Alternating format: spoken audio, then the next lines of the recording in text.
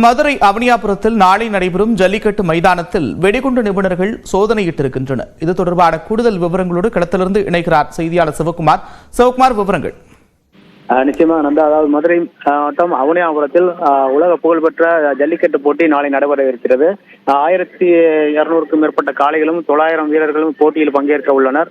இந்த நிலையில் சற்று முன்னர் போட்டிக்கான ஏற்பாடுகளை மாவட்ட ஆட்சியர் சங்கீதா மற்றும் தமிழ் அமைச்சர் மூர்த்தி ஆகியோர் நேரில் ஆய்வு செய்தனர். தொடர்ந்து அதிகாரிடம் போட்டி ஏற்பாடுகள் குறித்து கேட்டறிந்தனர். அவர்கள் சென்ற பிறகு அதாவது விளையாட்டு மைதானத்தில் மோப்பநாய், மயிலோ மற்றும் வெடிகுண்டு நிபுணர்கள் சோதனையிட்டனர்.